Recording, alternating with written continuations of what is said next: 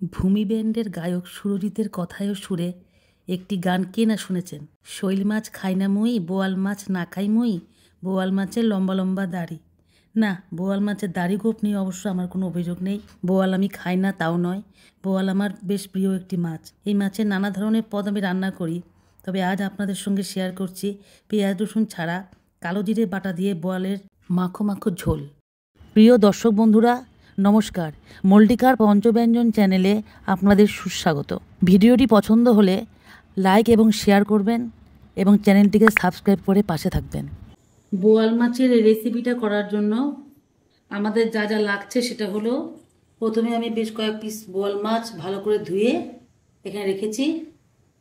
সম্বারের জন্য নিয়েছি শুকনো লঙ্কা, একটু কালো জিরে, একটু গোটা সাদা জিরে এবং দুটো তেজপাতা। এখানে আমি আলু কেটে নিয়েছি। এখানে আছে কাঁচা লঙ্কা, একটু কাশ্মীরি লঙ্কার গুঁড়ো, আর এখানে একটা বিশেষ ধরনের ভাজা মশলা আছে। এটা আমি একটু জিরে এবং একটু কালো জিরে শুকনো খোলার মধ্যে একটু তেলে নিয়ে সুন্দর গুঁড়ো করে রেখেছি। আর এখানে আছে আদা এবং কাঁচা লঙ্কা বাটা, সর্ষের তেল, লবণ। এবার দেখুন আমি কীভাবে মাছটা রান্না করছি।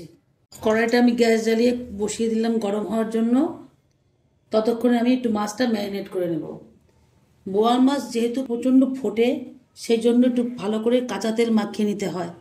এবং যারা নতুন রান্না শিখছো তাদের একটা কথা বলি, বোয়াল মাছ তেলে দেওয়ার সঙ্গে সঙ্গে অসম্ভব ফোটে, ঠিক তোমাদের কালী পুজোর পটকাবাজির মতো। কাজেই যখনই মাছটা কড়াইতে ভাজার জন্য ছাড়বে, সঙ্গে সঙ্গে একটু ভালো মতো ঢাকনা দিয়ে ঢেকে নেবে। এবার দিয়ে দিচ্ছি পরিমাণ মতো একটু লবণ, দিয়ে দিচ্ছি একটু হলুদ।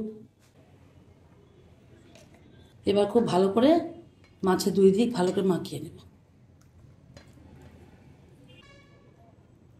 মাছগুলো খুব ভালো করে ম্যারিনেট করা হয়ে গেল। এবার আমি কড়াইতে মাছগুলো ভাজার জন্য সরষের তেল দিয়ে দিচ্ছি। প্রথমে মাছ ভাজার মতো তেল দিলাম, পরে লাগলে আবার একটু তেল অ্যাড করতে হতে পারে। এবার কড়াইয়ের গায়ে খুব ভালো করে তেলটা লাগিয়ে নেব।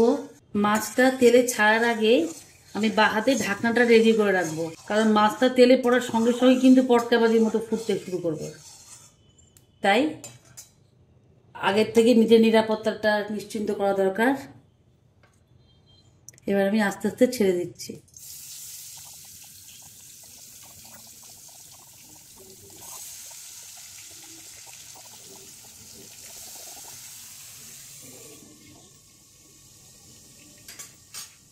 একটু পরে ঢাকনাটা উঠিয়ে মাছগুলো উল্টে দেব। এবার ঢাকনাটা উঠাচ্ছি, মাছগুলো আস্তে করে উল্টে দেবো।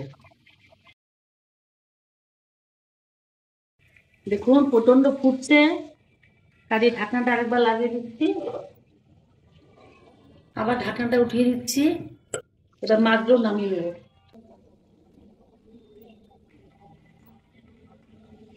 উঠিয়ে দিচ্ছি আস্তে আস্তে।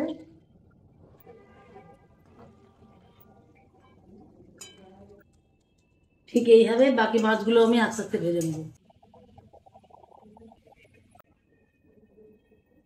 দ্বিতীয়বারে কড়াইতে দেওয়া মাছগুলো ভাজা হয়ে এসছে। আমি আস্তে আস্তে এই মাছগুলোকে তুলে নেব। এই মাছগুলোকে আস্তে আস্তে উঠিয়ে দিচ্ছি। সুন্দরভাবে মাছগুলো ভাজা হয়ে গেল।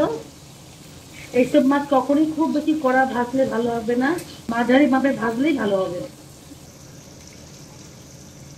দেখুন মাছগুলো সব সুন্দর করে ভেজে নেওয়া হয়েছে। এবার আমি মাছের ম্যারিনেশনের প্লেটটার মধ্যে আলুগুলো মাখিয়ে নিলাম, কারণ তেল হলুদ লবণ নষ্ট করা ঠিক না। এবার ঝোলটা বাড়ানোর জন্য কড়াইতে আমি আরেকটু তেল দিয়ে দিলাম। দিয়ে দিলাম দুটো গোটা শুকনো লঙ্কা, দুই টুকরো তেজপাতা, একটু সাদা জিরে, একটু কালো জিরে। বোয়াল মাছ যদি পেঁয়াজ রসুন দিয়ে করা না হয়, তাহলে এর সাথে জিরার সাথে কালো জিরার কম্বিনেশনটা খুবই ভালো হয়। আপনারা অবশ্যই চেষ্টা করবেন জিরের সঙ্গে একটু কালো জিরে সম্বার দিতে।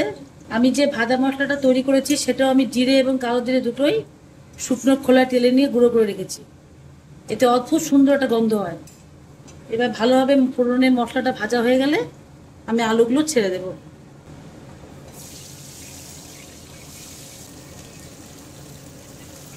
আলুগুলো ভালোভাবে তেলের মধ্যে নাড়াচাড়া করে এবার দিয়ে দেবো একটু হলুদ এবং একটু লবণ। লবণটা অবশ্যই আপনারা আপনাদের পছন্দ মতন দেবেন। কম খেলে কম দেবেন, মিডিয়াম খেলে মিডিয়াম, বেশি খেলে বেশি।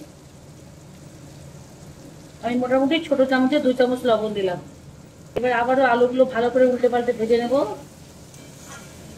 এবার আমি কাঁচা লঙ্কা এবং আদা যে বেটে রেখেছি সেটা আমি 2 চামচ দিয়ে দেবো।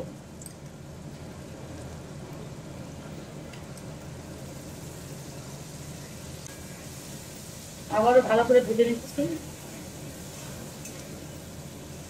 রান্নাটা যেহেতু কাঁচা লঙ্কা দিয়ে হবে, তবু একটু ঝোলে রংটা আনার জন্য আমি সামান্য কাশ্মীরি লঙ্কার গুঁড়ো ব্যবহার করব। ছোট চামচের মোটামুটি হাফ চামচের থেকে একটু বেশি আমি দিয়ে দিলাম। আবারও নেড়ে নিচ্ছি।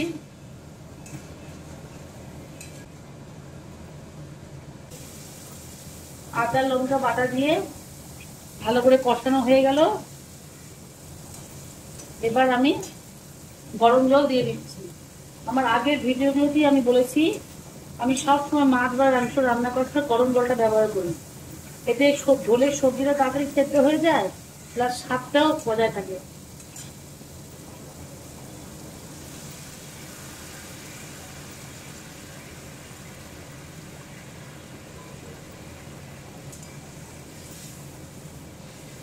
ঝোলটা খুব বেশি পাতলা করবো না, একটু গামাখা মতো হবে, তাই ঝোলটা খুব বেশি দিলাম না। এবার অপেক্ষা করবো আলুটা একটু সেদ্ধ হওয়ার জন্য। তারপর আমি মাছ ভাজাগুলো এবং গুঁড়ো মশলাটা এতে ছড়িয়ে দেবো। কয়েকটা গোটা কাঁচা লঙ্কা দিয়ে দিচ্ছি স্বাদের জন্য। আলুটা ভালোভাবে সেদ্ধ হওয়ার জন্য ঝোলটা একটু ঢেকে দিলাম। এবার ঢাকনাটা উঠিয়ে নিচ্ছি। আস্তে আস্তে মাছগুলো ঝোলের মধ্যে ছেড়ে দেবো।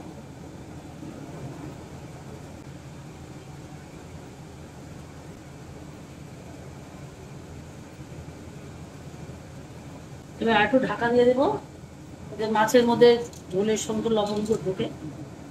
এবার ঢাকনাটা উঠিয়ে দিলাম। মাছগুলো ভালো মতন সেদ্ধ হয়ে গেছে। এবার আস্তে আস্তে ভাজা মশলার গুঁড়োটা ছড়িয়ে দিলাম। ভালো করে মশলাটা মিশিয়ে দিচ্ছি। সামান্য একটু জল ব্যবহার করবো যাতে মশলাটা ভালোভাবে মিশে যায়।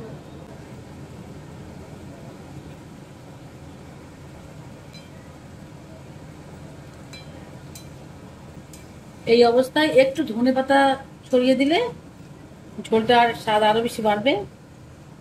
তো আমার ঘরে ধনেপাতা শেষ হয়ে গেছে, অল্প একটু ছিল আমি দিয়ে দিলাম। এবার ঝোলটা ভালোভাবে ফুটলে আমি নামিয়ে নেব।